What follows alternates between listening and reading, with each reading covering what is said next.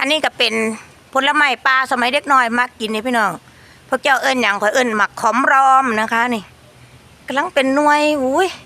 ให้ว่าสุกไปวันสุกเด้อนี่พี่น้องพูดนะดกอยู่ค่ะหาดูยากหากินยากเหรอเด้อพี่น้องผลไม้ป่าผลไม้บ้านๆนะคะหมักขอมล้อมจ้ะ